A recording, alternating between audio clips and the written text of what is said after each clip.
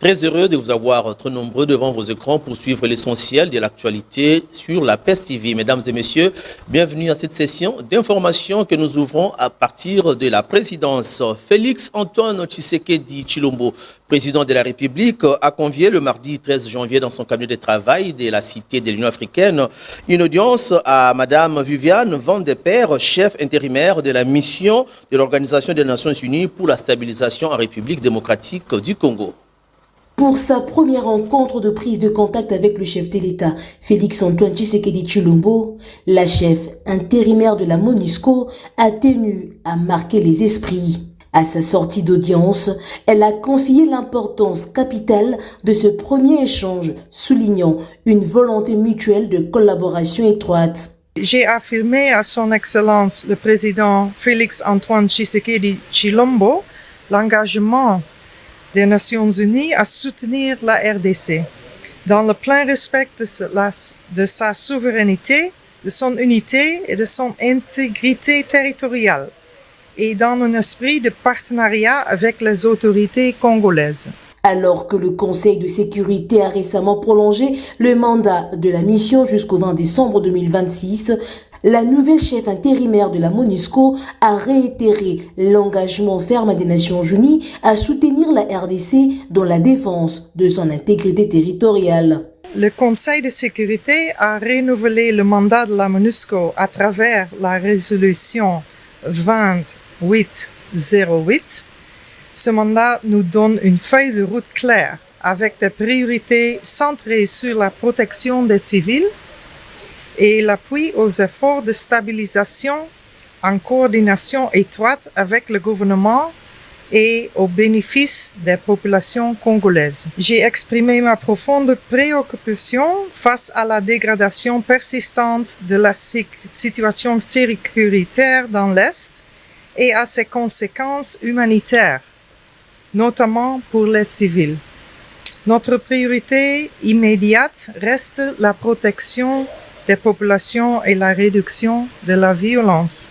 J'ai encouragé la consolidation d'un cessez-le-feu effectif et vérifiable.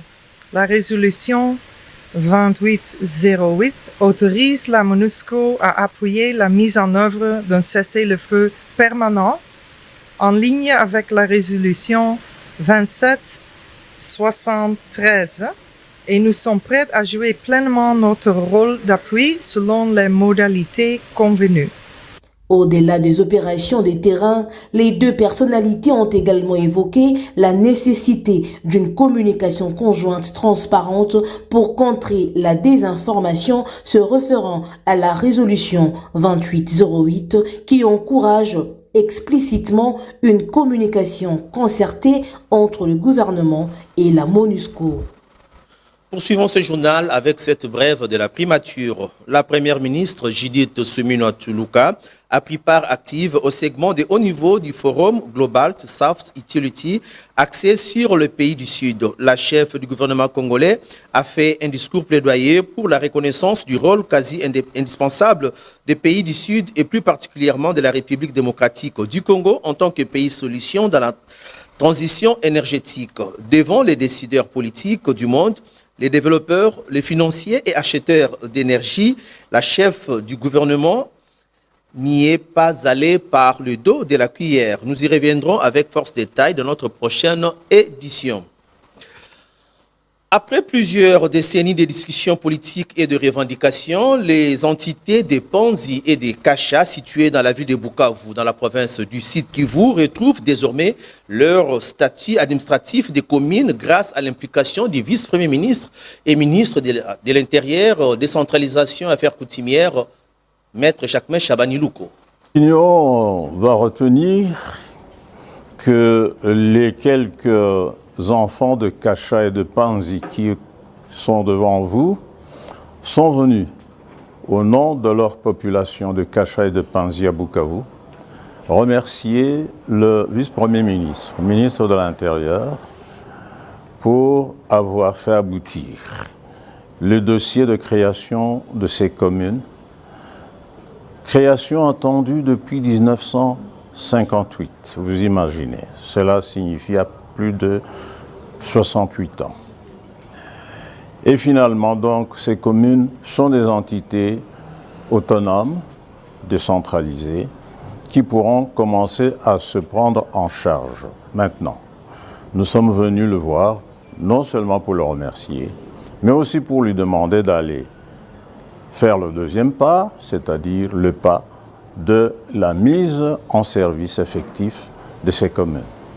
Et les mécanismes pour cela, dans le contexte actuel, seront étudiés à son niveau et seront mis à la disposition de la population. Le ministère de l'économie nationale met fin aux rumeurs faisant état d'un prétendu détournement de fonds destinés aux sociétés pétrolières. Dans un communiqué officiel publié sur son site et relayé sur les réseaux sociaux, le gouvernement apporte des précisions sur la gestion des pertes et manques à gagner du trésor public. Analyse dans cet élément de reportage. C'est une belle aventure qui est partie depuis le mois de mai 2025 quand on a observé la première baisse des prix de carburant à la pompe en RDC avec le gouvernement souminois et dont la charge du ministère de l'économie nationale est confiée au vice-premier ministre Daniel Mukoko Samba de 3 475 francs congolais à 2 990 francs congolais jusqu'à atteindre 2 440 francs congolais les litres du carburant à la pompe présentement. Un rythme qui a suivi le niveau d'appréciation du franc congolais sur les marchés face au dollar américain. Cette fixation a respecté les trois mécanismes, à savoir les prix sur l'importation de produits pétroliers, le volume de produits pétroliers suivant la zone géographique et le taux de change. Sur base des négociations avec l'industrie pétrolière, le gouvernement a procédé à la subvention de 40% les prix du litre du pétrole pour couvrir les pertes et manques à gagner PMAG réclamés par les importateurs du pétrole. C'est une première en RDC après plusieurs décennies que le prix du carburant soit réduit de 1000 francs congolais pour un litre à la pompe. Et en toute transparence, les travaux de négociation sur les interventions ou subventions par le ministère de l'économie nationale se font toujours avec le comité de suivi des prix des produits pétroliers. À la dernière réunion du 17 décembre 2025, à titre exemplatif, un montant de 34 millions de dollars américains pour des pertes et manques à gagner a été validé par les sociétés pétrolières de la zone ouest pour le troisième trimestre de l'année 2025. Les opérateurs pétroliers nationaux qui seraient des victimes de cette prétendue mafia, qui n'en est pas une, apprécient la politique économique et la stratégie du VPM de l'économie nationale Daniel Mukoko Samba. Aujourd'hui, que de langues de mauvais goût s'élèvent pour proférer des mensonges. C'est vraiment un coup d'épée dans l'eau, mieux un coup de poing cogné dans le vide sans aucune cible. Sinon, une fausse accusation qui profite au patron de l'économie nationale, qui travaille avec des chiffres attestables à l'appui. Il est de noter que l'ensemble des parties prenantes, principales sociétés pétrolières opérant en RDC, ainsi que plusieurs institutions publiques, dont la FEC, le DGDA, la présidence de la République, la primature et le ministère des hydrocarbures et celui des finances, sont toujours présents à toutes les réunions du comité de suivi des produits pétroliers. S'agissant des remboursements, les PMAG du premier et deuxième trimestre 2025, T1 et T2 2025, ont été totalement apurés par les banques commerciales. Transparence oblige sur instruction du ministère de l'économie nationale grâce aux ressources disponibles affectées à cette fin. En outre, le ministère de l'économie nationale a procédé au remboursement des arriérés des pertes et manques à gagner des exercices 2020 et 2021 des sociétés pétrolières de la zone sud au Katanga, ainsi qu'au règlement des dettes des sociétés pétrolières nationales envers la CEP, la SOCIR et la COBIL, SPESA pour les exercices 2020 et 2021. S'agissant de la certification du troisième trimestre 2025, T3 est réalisé. En décembre 2025, le paiement des PMAG de T3 et T4 2025 interviendra après la certification du quatrième trimestre T4 prévu. Le vice-premier ministre et ministre de l'économie nationale, le professeur Daniel Mukoko Samba, a échangé à Kinshasa avec la jeunesse congolaise sur les enjeux de la paix et du développement en République démocratique du Congo. Cette rencontre intergénérationnelle s'est tenue au Centre culturel Wallonie-Bruxelles à l'initiative du Conseil national de la jeunesse dans le cadre de la vulgarisation des accords de paix de Washington et de Doha. Face aux jeunes, le vice-premier ministre de l'économie nationale, Daniel Mukoko Samba, a mis en lumière les implications économiques de ces accords, rappelant que le partenariat stratégique signé à Washington engage la RDC et les États-Unis à œuvrer ensemble pour le développement du pays, condition essentielle à une paix durable. Pour l'économiste national, il est important que la jeunesse congolaise dispose d'une information juste, claire et appropriée sur ces accords de paix. Il a eu à préciser que la coopération économique constitue aujourd'hui l'un des meilleurs leviers pour consolider durablement la paix dans notre région. Daniel Mukoko Samba a également attiré l'attention sur la forte croissance démographique de la République démocratique du Congo. Avec plus de 110 millions d'habitants et un taux de croissance annuel d'environ 3%, la population congolaise pourrait dépasser les 200 millions d'habitants d'ici les prochaines décennies. C'est pas que nous donnons les projets aux Américains, mais nous disons voilà ce que nous voulons développer comme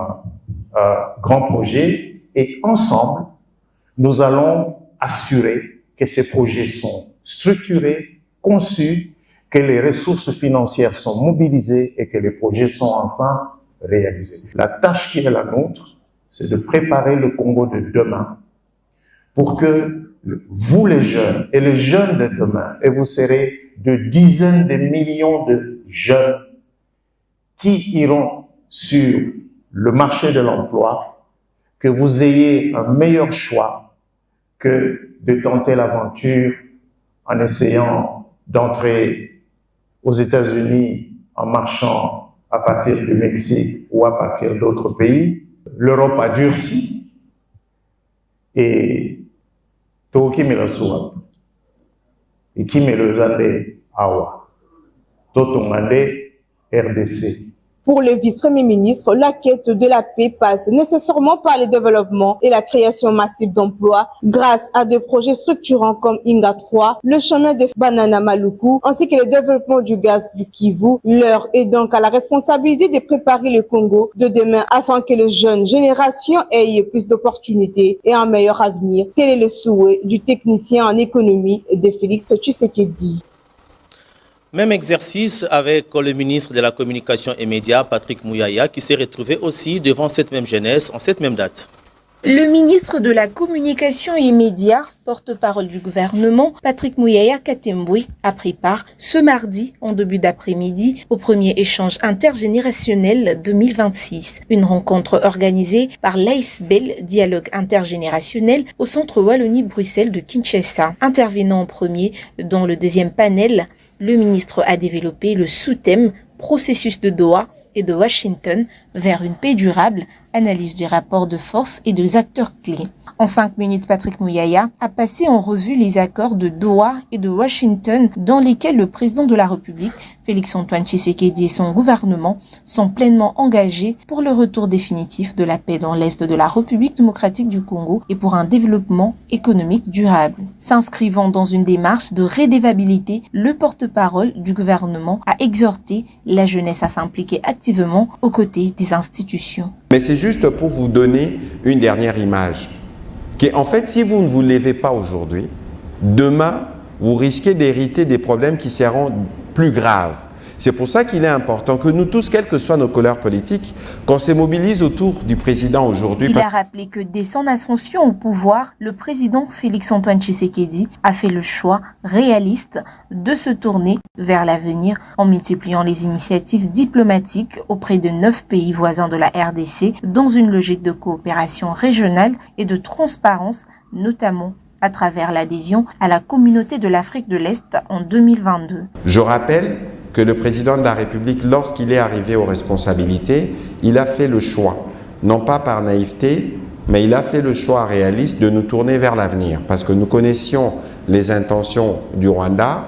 Il a fait le tour de tous les 9 pays voisins pour les rassurer et dire, écoutez, nous avons la possibilité de construire des ponts entre nos pays respectifs et permettre à nos jeunes d'avancer. C'est dans cet ordre aussi que nous avions adhéré à la communauté de l'Afrique de l'Est. Patrick Mouyaya a également dénoncé le rôle du Rwanda dans le soutien aux groupes armés. S'agissant du processus de Doha, le ministre a indiqué qu'une déclaration de principe avait été signée et que 8 problématiques avaient été identifiées dont les cessez-le-feu et les échanges des prisonniers figurent parmi les premières avancées. Il s'y est de noter que ce panel a connu la participation du vice-premier ministre, ministre de l'économie nationale, Daniel Mukoko Samba.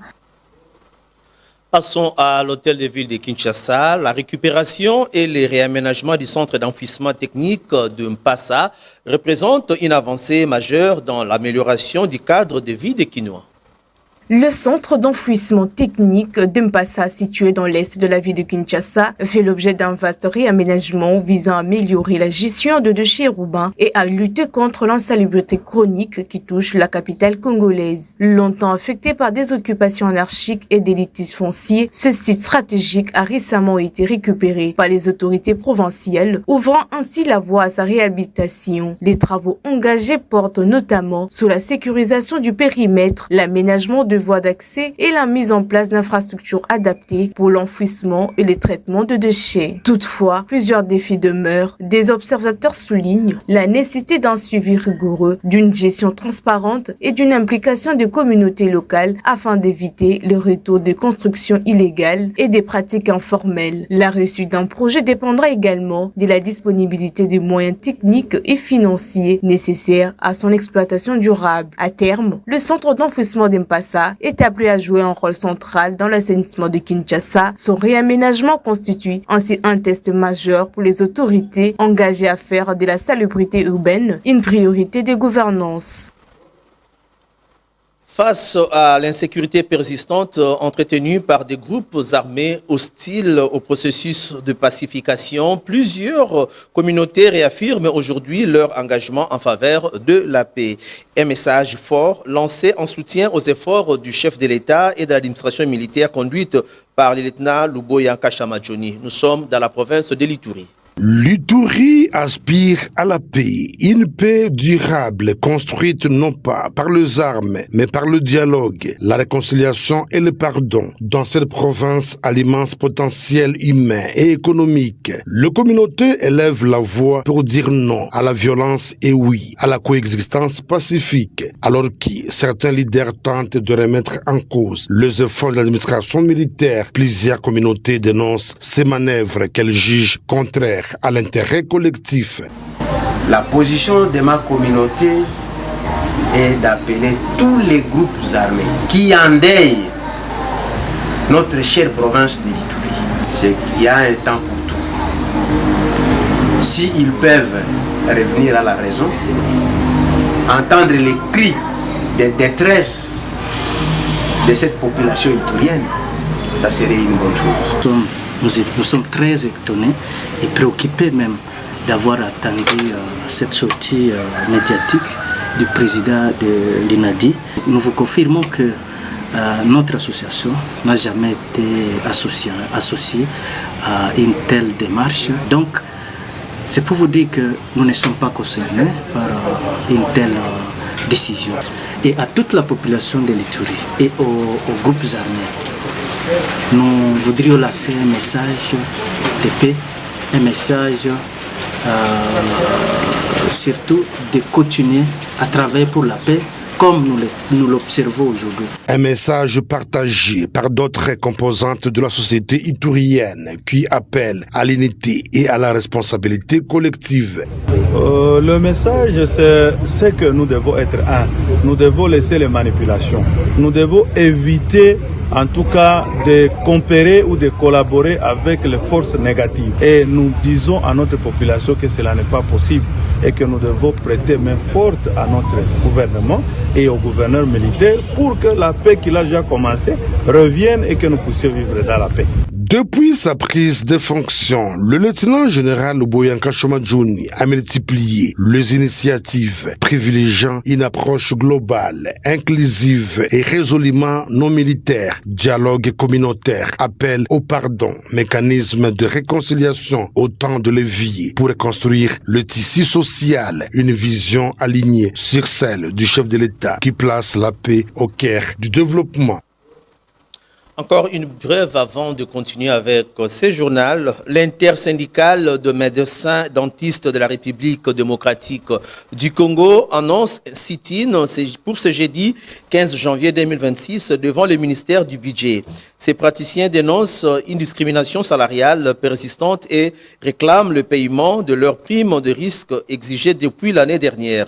Pour rappel, au mois d'août dernier, ils avaient manifesté devant l'inspection générale des finances IGF avant de se rendre en septembre au ministère de la fonction publique et en octobre au centre financier sans obtenir gain de cause. Qui vivra verra. Clôturons ce journal par cette note de société ici à Kinshasa. Le vécu des Kinois devient de plus en plus difficile à cause de plusieurs problèmes majeurs, notamment le transport et les embouteillages, de routes étroites et en mauvais état, mais également l'augmentation du nombre de véhicules sans un plan de circulation adapté. Omos Baïniama nous en parle dans cet élément. Le vécu quotidien des Congolais, particulièrement dans la ville-province de Kinshasa, est marqué par de nombreux défis. Les embouteillages interminables paralysent la circulation, font perdre du temps aux travailleurs et augmentent le stress de la population. À cela s'ajoute le problème d'hygiène urbaine, l'insalubrité, l'accumulation de déchets et le manque d'assainissement menacent la santé publique. Face à cette réalité, M. Shango Inos Era, Congolais conscient et engagé, interpelle la population et il appelle les autorités à prendre leurs responsabilités en améliorant la gestion des routes, transports et de l'hygiène publique. Esengeli na biso pe ndinga na biso to sala o esengeli na part na biso lelo okomona bolimbisi bandeko nanga moto ngana oto tambolaka okomona ke soki balobi likambo ya bandeko moka moto ezoya tellement grave mais tozonga na sima ba 2020 ba 2013 2014 2015 2016 2017 impact ya moto ezalaki boete. Et cause ya bambouteillage mosusu ezanani ba mototi. Est-ce que waneza lisu likambo photo ça l'appel na gouvernement qui t'assure le terrain?